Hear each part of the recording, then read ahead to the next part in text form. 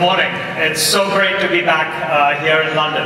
Welcome to Summit 2018. On behalf of everyone here at Adobe, thank you to the more than 5,000 people joining us here this week and the thousands more who are attending online. We have a fantastic set of days planned. You'll hear from some of the world's leading brands and thinkers and get a first look at the many innovations that we have in store with the Adobe Experience Cloud. Most importantly, we hope, however, that you leave Summit with a much better understanding of what you and your organizations need to do to be experience makers, knowing that Adobe is here to help you along every step in that journey. As we kick things off, I want to ask you all a simple question. What do you remember about your last vacation? My last vacation was a spur-of-the-moment trip to New York. My elder son, who had turned 25, had gone back to Boston to attend business school, and my wife and I wanted to go spend his birthday with him. We asked him to fly down to New York, we saw Hamilton, we had a great meal at Indian Accent, and enjoyed the city lights, and all of that was organized digitally. It was only 48 hours, but when I think about it, there still is a smile on my face. And I think when you look at the big moments in your life, your favorite trip, a make or break product launch, or the birth of your first child, the details might fade, but the overall experience stays with you. And it evokes those feelings and memories and builds affinity so that we want to create those experiences all over again. I think those feelings influence the choices we make, where we spend our money, how we spend our time, and where we place our loyalty. Think about it. We may listen to music that makes us feel young again. We pick clothes that make us feel confident. We buy a car that either makes us feel safe and secure or fast and free. But we're all seeking these phenomenal experiences. And many successful companies, like those of you here in the room, have recognized this reality as well, that experiences rise above everything else. And you've built your businesses on this concept. Look at some of the brands who are joining us here this week. Unilever is responsible for hundreds of well-known consumer brands in markets all around the globe, but recognizes how important it is to deliver those personalized experiences for each customer. Virgin Atlantic, they transformed an airplane flight from being an experience that many people used to dread into something really cool. It builds a beloved brand and a fiercely loyal legion of customers along the way. You think about Sky UK, that recognizes that an experience isn't just the what, but the where. Because customers are now demanding that same experience about the content that they want to consume, irrespective of where they are and where they want it, on a phone, on a TV, at home, as well as on the road. And Vodafone, that's mastering the art of mobile experiences, knowing that as consumption on mobile grows, the service that it delivers has to keep pace. We think that the fundamental truth and challenge that's facing every business today is this: people are buying experiences, not products. And products used to be the basis of differentiation, but not anymore. And so all of us as businesses must deliver great experiences to win in this increasingly competitive world, because we're competing for the hearts and minds of our customers. And we have to exceed their ever-increasing expectations at every point along in this journey. It involves operating at all times with a subscription mindset, knowing that customers can choose to renew or go to a competitor with every click. It means transforming how you operate in an enterprise, always on, knowing the past and anticipating the future across every device, every channel, and every moment. We know this to be true for ourselves in our daily life as consumers, with shopping, banking, or just enjoying a cup of coffee.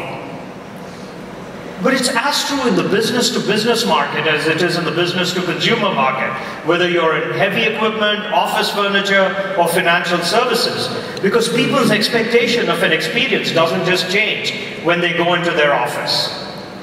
And so every organization, we believe, needs to have a customer centricity in a unique voice to leave that lasting impression.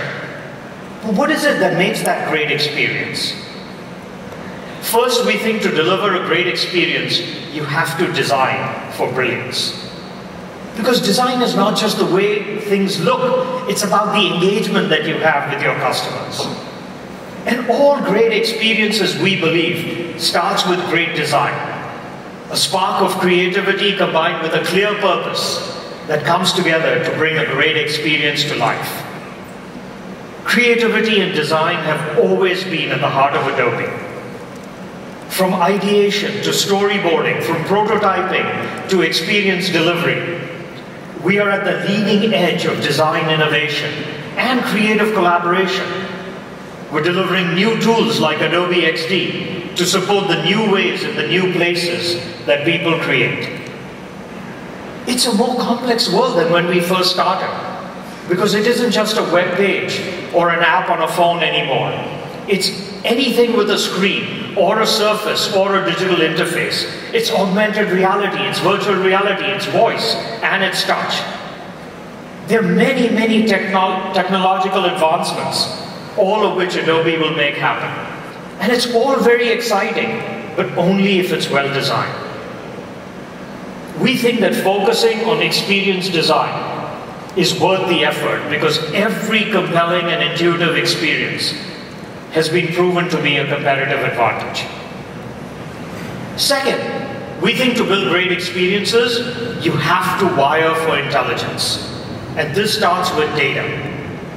Data that's required to understand each person's context in every moment. Data that's real-time, it's refreshed in milliseconds, not in hours or in days.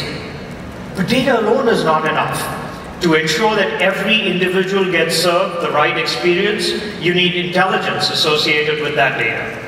Because intelligence will speed the learning process. It'll notice anomalies, it'll identify customer pain points, and it'll infer intent. And we believe that intelligence has to turn these data into insights so that you can take the right action quickly, because that's when real magic happens. It's reshaping the modern enterprise at every single level. Data intelligence is key, but content intelligence is also key.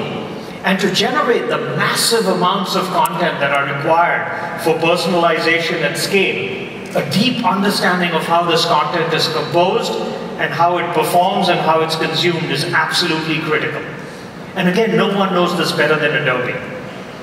Because when you wire for intelligence, you're putting content and data to work at scale, allowing you to deliver consistent, exceptional experiences every time and everywhere. And it's these experiences that will produce real results in real time. The final key ingredient for great experiences is having the right enterprise architecture. And that's one that's built for action.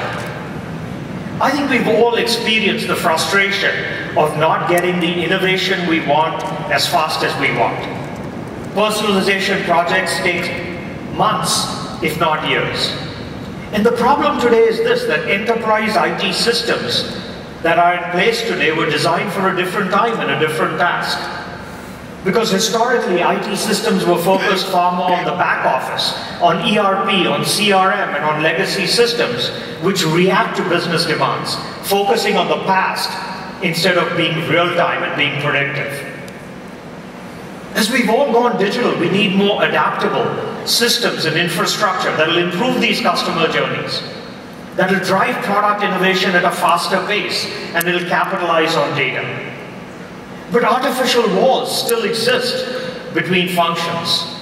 And these inhibit innovation, and they have inability to access data and the ability to modernize more rapidly.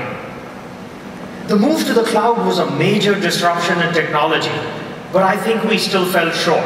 The focus was on speed and on reducing costs, and not yet on integration and on experience. And we believe this must change.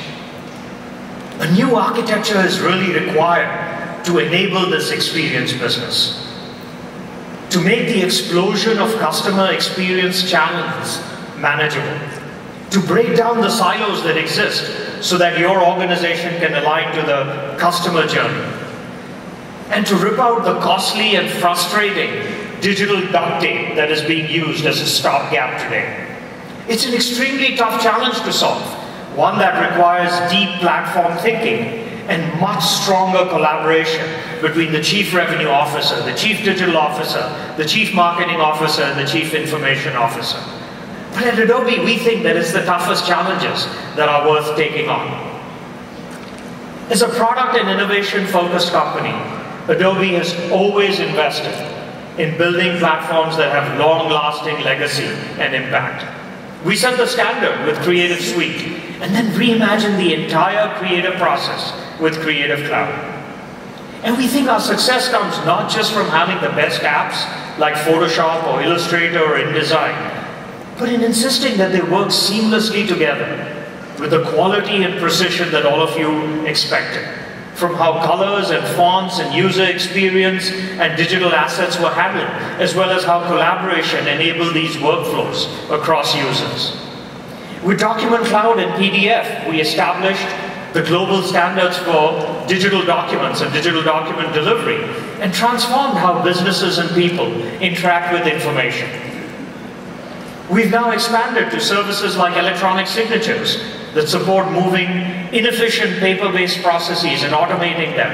And we also continue to innovate at the core of making PDF work really great on mobile devices. But with Experience Cloud, we believe that our aspirations are equally, if not more, ambitious. Our vision for Experience Cloud does not stop at making it the most complete set of solutions, enabling enterprises to deliver personalized, consistent, results-producing experiences. Our vision is to actually create a platform that is at the heart of the modern enterprise architecture. This platform has to enable unified experiences across all digital touchpoints and channels, whether that be mobile, web, social, online, as well as offline. It has to bring together teams across the enterprise, IT, marketing, sales, support, with a unifying goal of delivering these great experiences. And it has to streamline the integration of all the systems that are being used in the front office and back office, simplifying the complexity with this relentless focus on the customer. But at our core, our investments in the Experience Cloud are focused on innovation that will actually allow our platform to grow in conjunction with our customers. The Adobe Cloud Platform is at the heart of it, where content and data come together to fuel rich experiences across critical points in the customer journey. We're focused on a taxonomy for experiences, because systems can't work together if they don't speak the same language. We're delivering a unified view of the customer, and more broadly, a common taxonomy that can be seamlessly applied across all of our solutions. We're investing in Adobe Sensei, because we've talked about how critical intelligence has become. Adobe Sensei is our artificial intelligence and machine learning framework. And it leverages the hundreds of trillions of transactions that we process every year. And we will understand through Sensei how patterns work much better in the enterprise. Smarter searches, better recommendations, and the holy grail for all of us as marketers, hyper-personalization at scale. And because no platform is an island unto itself, we're further opening and expanding our entire ecosystem. Put simply, we're focused on delivering an engine to get the right data and the right content to the right person at the right time. It sounds really simple, but it's a lot of hard work. And we think it's something that Adobe is uniquely positioned to deliver, because no one else has the breadth of assets, the quality of data, and the targeted artificial intelligence capabilities that Adobe has to make this a reality. This is our strategy. and we're really excited to be able to deliver it to you. Some of the most beloved, most successful brands in the world are here with us this week. Companies of all types, across all industries, that are embracing the challenges and opportunities of digital transformation. We're proud and we're grateful to count them and many more like them as customers, and to partner with all of you on this journey to become an experience business. But behind the brands are all of you, digital marketers, brand leaders, technologists, and data scientists, the experience makers. Adobe's mission is to change the world through digital experiences. But in truth, it's a shared mission between Adobe and all of you, our customers. Because it's the experience makers in the world who are really changing the world. And we look forward to changing this together. Thank you. And now, to give you a lot more details about the Experience Cloud, I'd like to introduce Brad Rencher, who heads up the digital experience business for Adobe. Thank you, and have a great summit.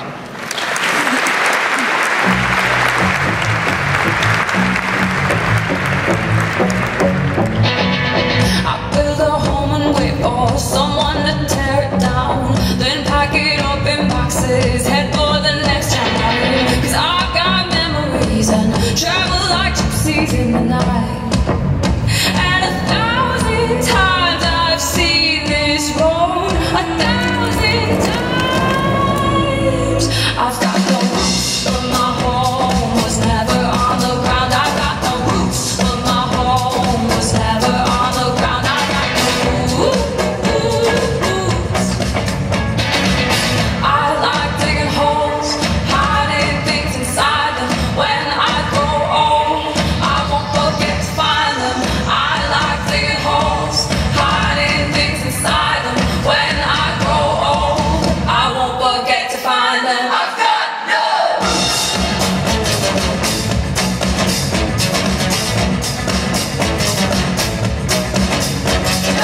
roots.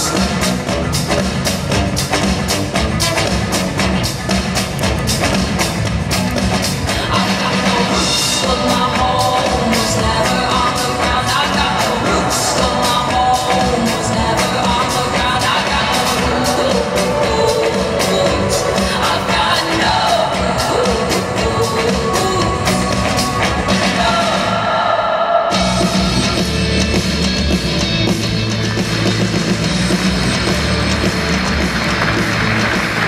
Good morning. We're super excited to show you some amazing technology this morning and what we've been up to here at Adobe. I want to thank you up front for the investment in time that you are making coming to be with us. And also for the investment in the relationship that you're making in Adobe. But before we get started, I want to begin with a question. How many of you popped out of bed this morning and got a good workout in? Like, how many? Not too many. I mean, no judgment if you didn't. But I love getting up in the morning and getting a workout in. And for me, and I suspect that for many of you, it's about much more than the workout. It becomes about an experience in and of itself. So whether you're a spin enthusiast who cranks up the resistance, or to the sparers hitting the new latest boutique gym here in London, or marathoners striving for a new record, or yogis who are all about namaste. They all come together to share a great experience and to belong to a community, albeit a very sweaty one, that supports one another. I'm a cyclist, so I describe this as a peloton. And a peloton refers to a main group of riders in a race. Riders in a peloton work together, they conserve energies, and they perform better because they're part of a group. Which makes me think of everyone here in this room, including the thousands of you who this is your first experience at Adobe Summit. At Summit, we come together as a collective community to learn from one another, to draft off of one another, as we each ride through this great digital transformation journey. So this morning, I welcome you to the Adobe Summit Peloton. We can use this time together better, to be faster, stronger, so we can move this great industry of ours forward. It's going to be an exciting few days, but keep in mind, throughout all the breakout sessions, that Lycra is entirely optional. So we're at a unique time in the industry, because now more than ever is the time to make experience your business. Historically, customer experience may have been the charge of the marketing department, but it is no longer. Whether you are a CIO, Chief Digital Officer, a CEO, customer experience is now your mandate and your stewardship. And I've spent a significant amount of time on the road visiting with many of you, learning from what you're doing, and I've been inspired by what you've been able to accomplish as you're going about your own digital transformation. And I've witnessed this in a business context and in business interactions, but I've also experienced this as a consumer. Whether it's Virgin Atlantic, who allows me to travel in comfort and style each time I'm on a long-haul flight to London. They tailor the flight experience to my needs, offering me my favorite seat and entertainment selections, letting me order the food that I want, and also giving me, at times, some very comfy pajamas. Virgin Atlantic is constantly innovating around the experience. And, they recently introduced a program offering mile-high afternoon tea. Just fantastic. And on those nights where I'm traveling and I've got jet lag and I just can't sleep, HBO Go is always there with me so that I can consume my favorite shows and experiences. And full disclosure, I may have a shoe problem. And so manufacturers like Nike, Vans, Adidas are fueling it by letting me personalize, customize, and digitally design a new pair of trainers for Summit every year. I am absolutely inspired by the great experiences that you have all helped design and helped deliver, and to me and countless others across the globe. Thank you. But these experiences that I've shared, you've had many like those. They may seem simple on the surface, but as everyone in this room knows, it is hard to do. And for every great experience that I've shared, there are countless others that are not so great. And those experiences can be highly damaging to your business and to your brand. Adobe recently commissioned a study with Forrester Consulting to look at the difference between those who are investing aggressively in experienced leadership, we call them experienced leaders, and experienced laggards. This is a sneak peek of a report that's going to be issued in May, and these numbers are for EMEA, across the region. Because you look at this, if you look at some of the data, experienced business leaders have higher increases to customer lifetime value. But interestingly, look at this. Experienced business leaders have happier employees, 1.8 times higher employee satisfaction. So does that mean happy employees equal happy customers, or happy customers equal happy employees? Don't know which way that goes, and I don't know if it's correlated or causal, but I know that it's important to get that right. So return on ad spend's higher, customer lifetime value's higher. The 36% revenue growth is a global number, but think about the top line impact that you can have in your organizations if you are in the experienced leader quadrant of this report. It's clear that making experience your business is good for business.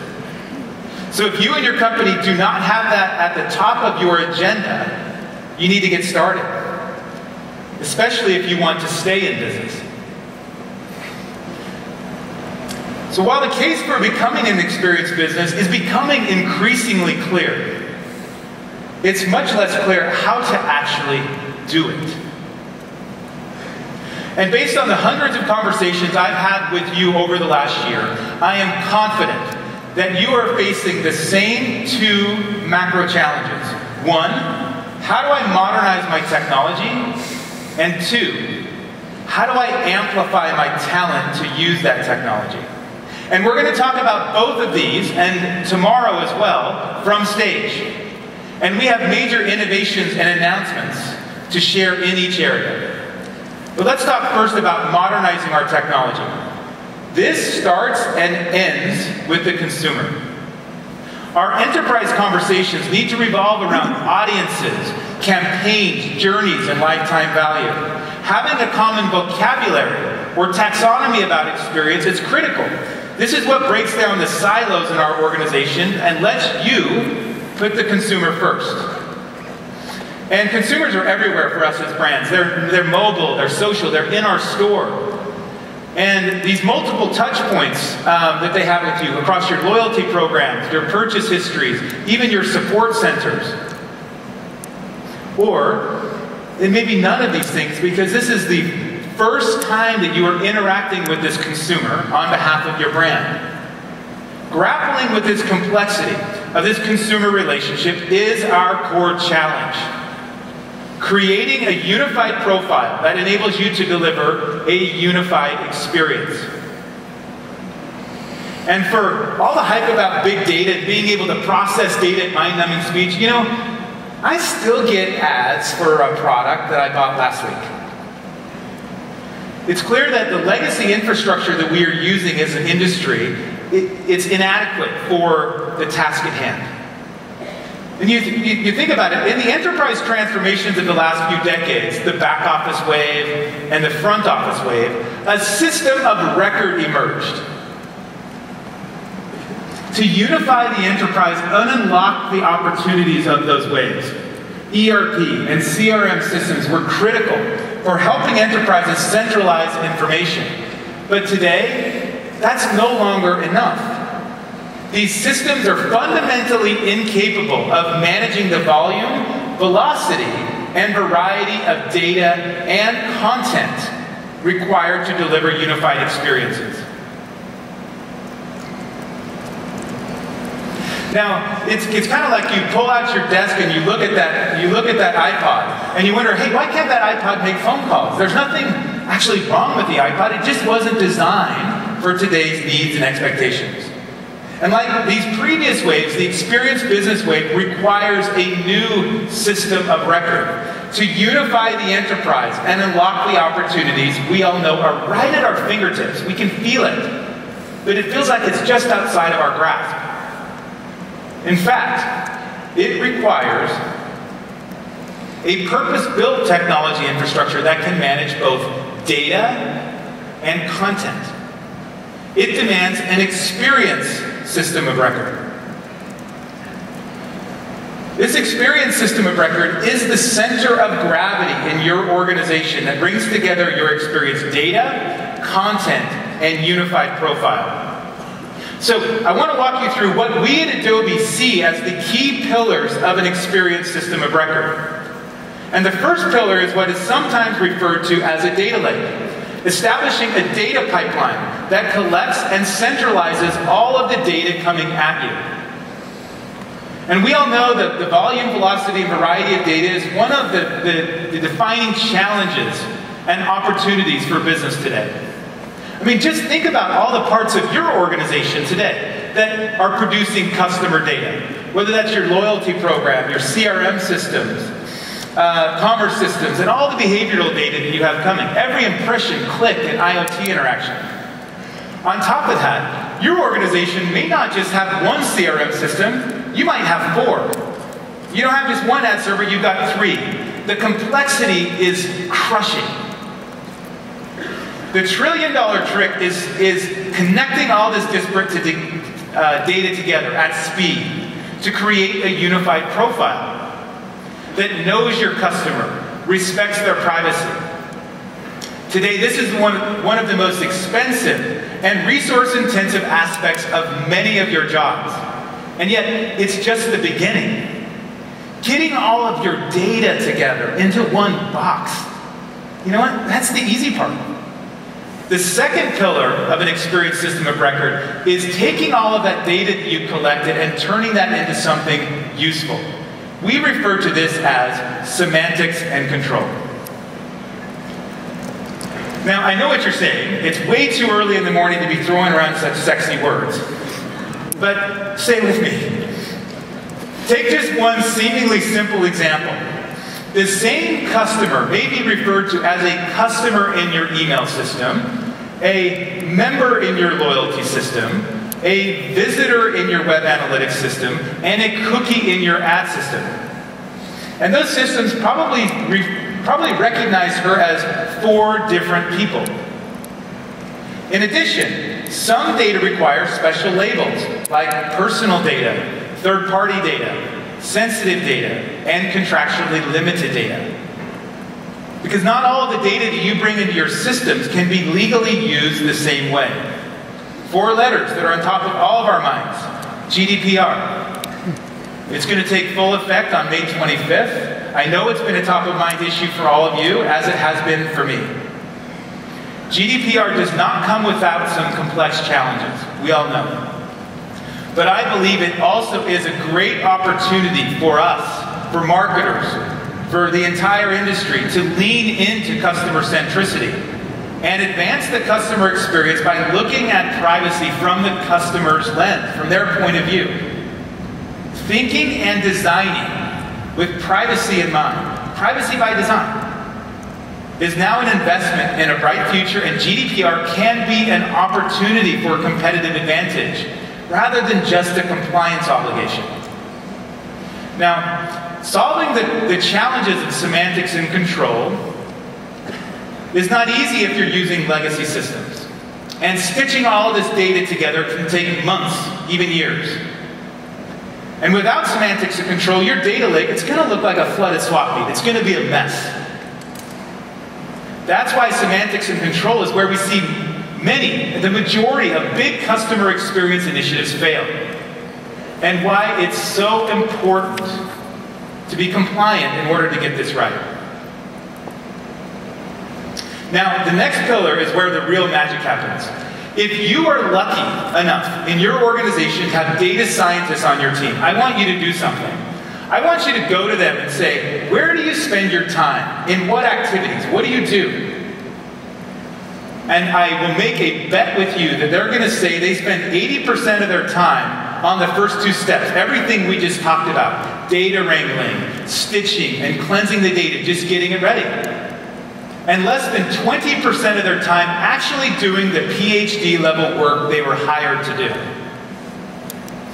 And when we talk about machine learning, it's important to be specific, because you're going to hear a lot of people in the industry talk about broad use cases like predicting the weather or elections. What you really need from machine learning is an experience-centric machine learning framework that focuses on things like attribution analysis, customer segmentation, audience scoring, and journey prediction. The fundamentals that fuel the experience business. What you need is to be able to operate in a world where a potential customer is seeing multiple ads across multiple devices in a matter of minutes. And you've got to interpret all of that information in milliseconds to inform the content that they see when they hit your app or web page. You need a unified profile that captures the totality of the customer's experience with your enterprise. Your marketing, your sales, your support, your product development should all contribute to and have access to the unified profile, ensuring that it's based on real-time behavior and ready for real-time action. Because the goal of everything that we're doing and everything we just discussed isn't better reports. It's more informed action. It's doing something meaningful with the data and insights you've worked so hard to garner and to optimize. This right here is the beauty of the experience system of record. It gives you the ability to ingest, govern, learn, and act on data, and ultimately delight our customers. And this action requires content, because great experiences are informed by data, but they're paid off with content. And content requires its own workflow and its own pipeline As you think through, how do I get the content that I need to drive personalization? Everything from the creative brief to the completed campaign and all of those content iterations and variations in between. Machine learning comes back into play around your content workflows because it can help increase content velocity by automating processes that drag you down. Auto-tagging, auto-cropping, image recognition, and video discoverability are some of the areas where machine learning can help us move faster.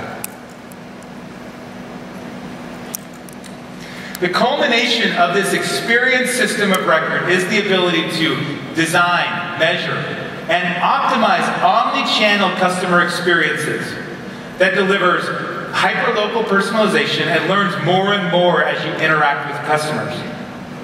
The experience system of record doesn't only enable your solutions, but it also creates an open ecosystem for developers outside your company to extend your experiences wherever your customers are connecting.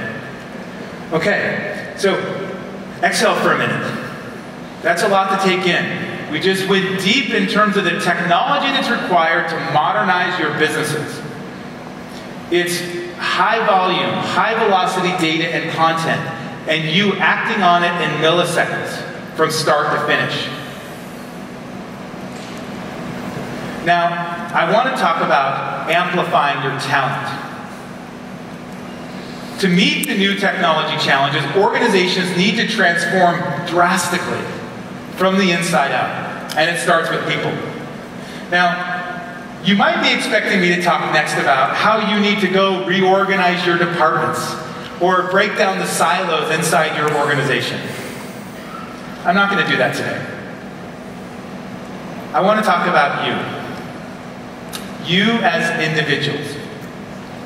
And our ability as individuals, as humans, to place ourselves in our customers' shoes, have empathy, which is a distinctly human trait. And how we can do this and recognize this as an opportunity as individuals and seize it. How do we empower that internal change agent that's inside of all of us?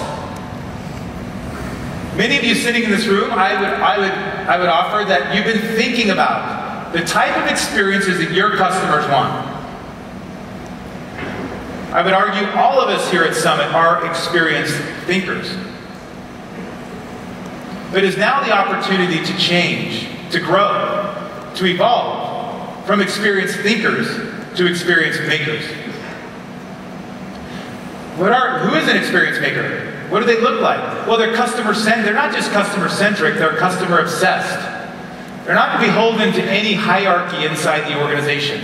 An experienced maker could be in the C-suite and could also be in the intern pool. And they're the ones in your organization you'll identify and you'll recognize an experienced maker because they're always going to be agitating, even rabble-rousing, because they're the ones who refuse to celebrate when we launch a new app, a new product is pushed out, a website goes live, a new campaign launches. No, you don't celebrate them. They wait to celebrate until they know that their customers' lives have been simplified and we've made them better. Experience makers are the champions of experience in our organization, and they delight people at every turn.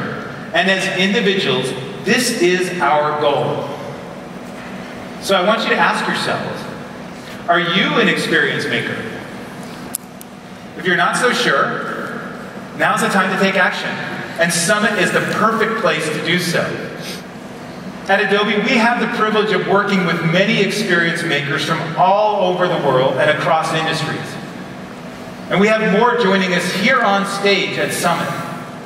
These are the folks who are lighting things up and driving the transformation inside their respective companies. Their stories will inspire you to take advantage of your time here with this incredible community of over 5,000 people, but share your stories, share your best practices, and then share with your teams when you get back to the office. It's now time to bring out our first experience maker to the stage. Please join me in welcoming the Chief Marketing Officer of Virgin Atlantic, Claire Cronin. When something gives you the feels, and for a moment in time, you become the feeling. Or maybe it becomes you. It's your theme music, cranked up to 11. What's that sensation? That's fabulous, my friend. You're the man, the woman, the non-gender specific person. So happy your feet don't touch the ground. But don't worry, you haven't lost the plot. You're just enjoying time in the air, or somewhere exotic on Earth. With Virgin. Feels good, doesn't it? All right. Great. Let's hear it. That was a great video, Claire. So, Claire, thank you for coming together. You've got 5,000 of your closest friends and colleagues here in the industry. So I've got a super hard-hitting question to start off that helps me solve the debate with many of my colleagues. And let me ask you, is it window or aisle for you? 100% the aisle, every time. I hate disturbing somebody else to go to the loo. So you're an aisle person. I'm an aisle person too. Any window people out there? See, people. God bless you. We need the window people. We need all types, for sure. So, Claire, I want to get into, Virgin Atlantic is such a wonderful brand.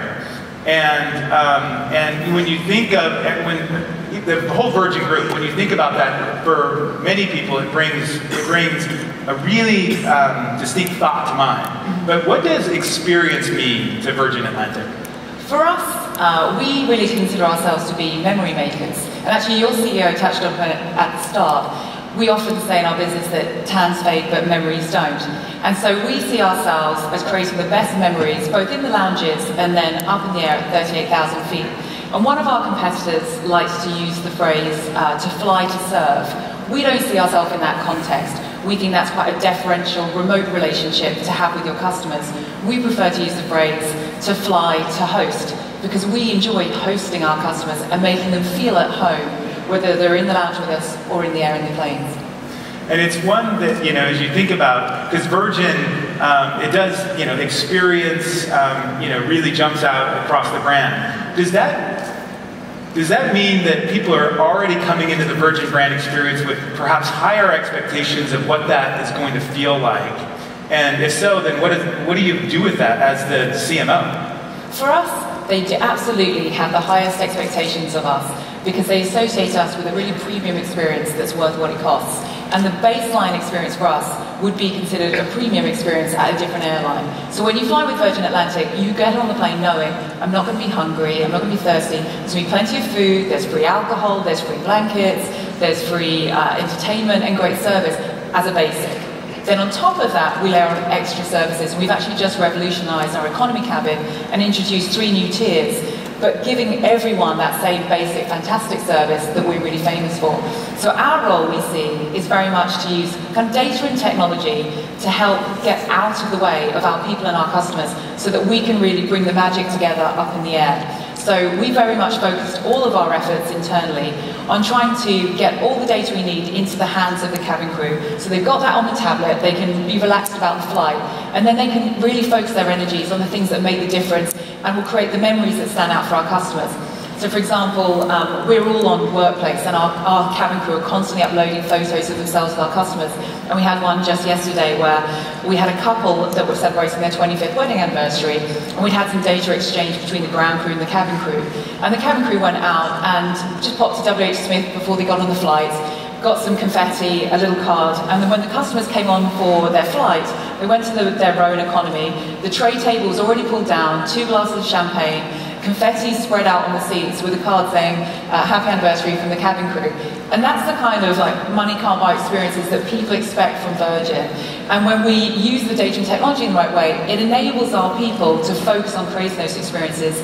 And as a marketing function, we really focus on not over-branding and over-synthesizing and standardizing that. So we don't say to the cabin crew, right, go through the flight itinerary, work out everyone who's got a birthday, an anniversary. These are the preset cards branded with our logo. We just leave it up to them to see what do the passengers need in that moment and flex it accordingly. Well, it's interesting. I haven't, is a business trip, does that qualify as a special occasion? I do a lot of those. It depends on your outlook on the business trip. So for some of our customers, if you fly with Virgin, you do expect to enjoy the trip itself. And for a lot of those customers, the best experience is when nobody speaks to you actually, where the cabin crew, you just want the bed laid out, you just want to go to sleep, and then to have your jacket hung up ready for your meeting. So it very much depends on the occasion. And you shared one I thought this fantastic innovation around the experience, and sometimes it's not the big things, it's the little things, and it was around the food and having the food that really I want to, kind of guarantee that that's there. Talk a little bit about that. Yeah, so we use a lot of social listening, and actually that's a big focus of what we recruit for when we recruit for people. So Rencher talks about this a lot, that we look for people who listen, learn, love. And the best experience makers are the best listeners.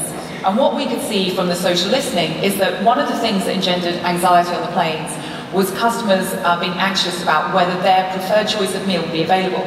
And we have loads of great meals, but you know what it's like, you're kind of sat in the seat, you're watching the cabin crew come through, like a meerkat, and you're kind of really peering over, like, what do they order, am I going to have enough of this choice? Which, by the way, I always go for the vegetarian option, it's delicious. And so we said, why don't we remove that anxiety? So what we did was to trial giving people pre-selection of the meals so that they could just relax. They get on the flight, they know that their meal is taken care of, we don't need to worry about it. And I thought it was a great innovation to just kind of take some of the anxiety out of the flying. When do you think about, where does the experience start for a Virgin flight? Like, how far do you want to push that brand up in the journey? We take it right away from the moment there's browsing on the website. So really right at the very thought process, how does that experience come to life on the website? Does it feel very intuitive? Because that's what we really focus on as a brand, is creating intuitive, personalized experiences. And that's obviously much easier to do when you've got a face-to-face interaction, and that's what we're famous for. But the big challenge for us as a brand, and all the Virgin brands, is really taking that brand personal experience and imbuing it throughout the digital journey.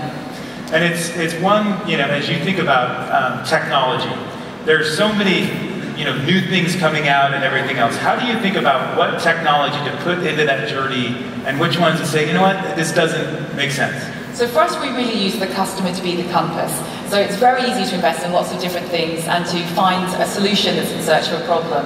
And actually, I read an interesting quote from the chief scientist of Vídeo recently. He said, AI is the new electricity. I think we'd all agree in our company that for us, we're still putting the coins in the meter. We're a long way off from that being our equivalent of electricity.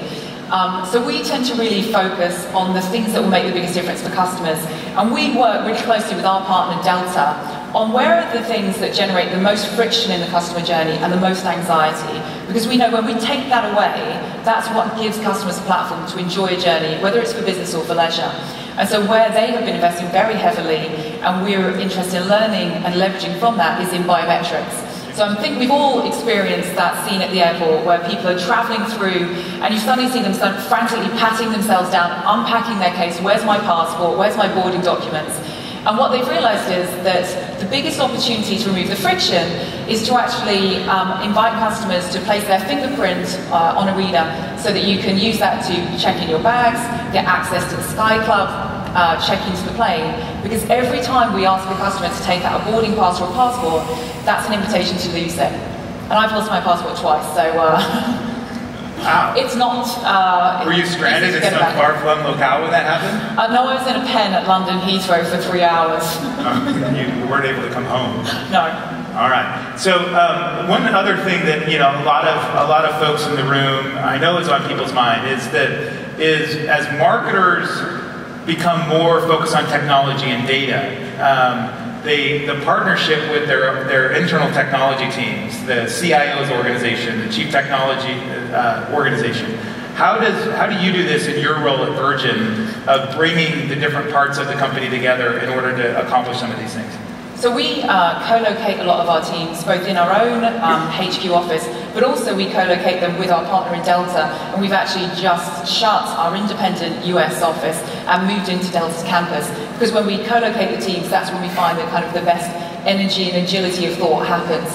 But we're very good at taking learnings from one bit of company and investing it in another. So just recently, actually, our Executive Vice President of the Customer, Mark Anderson, undertook the 6-week cabin crew training, because he wanted to understand, we've done all these things with the technology team to actually put tablets into the hands of our flight steward managers, but what else could we be doing that would make their jobs easier? And there's no better way to understand that than actually training as a cabin crew member and going on a flight and providing the service yourself. And so he took that learning back throughout the entire company, and now we're looking to see actually, can we put more people through the cabin crew training and get them trained to actually provide the service on the flights and also at the airports, so that we can actually be much more inventive for how we solve some of these problems together. I think that's really interesting, because one of the challenges that all of the experience makers here in the room have at one point or another is the cultural change. How do you create an organization, and I shared some statistics earlier just on the business value of becoming an experienced leader versus a laggard. So that's a great example of creating cultural change. Are there other things that you've championed that have helped create the kind of that cultural North Star for Virgin? I'm very fortunate in that obviously I stepped into a culture which Richard had really set from the outset in every company, which was really rallying against the category conventions. And so there was an invitation with my role and with every role in the company to ask the question, why do we do it this way? And what can we learn from other competitors in other categories which might inform the way we do things? And a great, very simple example is that we've recently hired a new Vice President of Customer Experience from Starwood Hotel Group, a chap called Daniel Kersner. And one of the things he observed is that when you get on board the planes, you have this fantastic sensory experience with all the great mood lighting, and you really feel like this is a Virgin experience. But it's strange to me that you've never thought to put a scent on board, because that's one of the first things the hotel category did, and it's something that the Edition Hotel Group has done a very successful partnership with Labo. And it's something I really noticed when I walked into their cavernous hotel entrance in Miami. And I love the smell so much I actually bought the toiletries that was available in the hotel shop. And it really reminds me of being back in that hotel whenever I use it. And so Daniel said, look, this is a really simple thing to fix for. We can partner with Rachel Vosper, was the lady we used, and we created a bespoke scent and a candle that is now kind of put throughout the plane, and customers can actually buy that as a candle to enjoy at home. And so it's one that, and I think it's a great example. And your talent, your people, it's interesting to where you went and you brought in a head of customer experience from Starwood.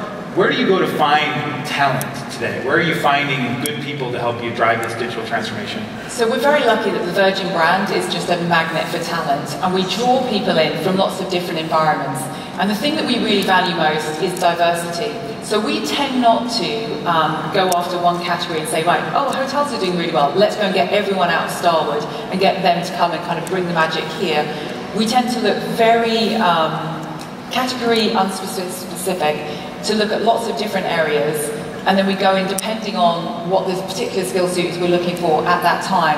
But what we focus our efforts on is being an inclusive company which is very welcoming to all different types of people and talent, because it's that diversity of thought that we think drives the best innovation. And it's one, so as we're kind of wrapping up, one question for you is, as you've been in multiple different industries, mainly in travel, but around this digital transformation, perhaps a few lessons learned and things that you wish you would have known 5-10 years ago as you're kind of where you are, the advice that you would give to those who are maybe just beginning the journey. I'd say the first thing I would say is that when I first started out in this, and I started out in banking before I moved into travel, which is a much slower moving sector, it's a big machine to change, is that actually change has never happened this fast, but it will never happen this slow again. And it's much better if you go with the tide than try and fight against it. So just embracing the speed of change is the number one thing. It's here to stay and it's going to get faster. And I'd say the second thing is really using that customer to be your compass, because there are so many innovations, there are so many sexy things happening in lots of different sectors. It's very easy to have your head turned and to invest money in things that are going to fizzle out. And so I think always coming back to the core of who is your customer, what problem are you trying to solve for them, and letting that be your compass is the major lesson for us. That's great advice. So one last question. Given that you've spent so much time in travel, where are you taking your next holiday? Like what's on the bucket list you're trying to check? Actually, my next holiday will be my honeymoon in September. Oh, congratulations. Thank you very much. I have to say I've spent more time planning my hen do, which I just came back from in Vegas, That was planned to the nth degree. The honeymoon, slightly less effort has gone into that thus far, and I've positioned it with my fiance that this is his opportunity to take his dream trip, because I'm very lucky that I've been able to go to lots of dream destinations, which is just a nice way of shuffling the work to him, to be honest. Well played. I think the secret to a successful marriage. Let's stick to what we're good at. You have to establish those boundaries very early. Yeah. Congratulations. Ladies and gentlemen, Claire Cronin from Virgin Atlantic. Let's give her a round of applause.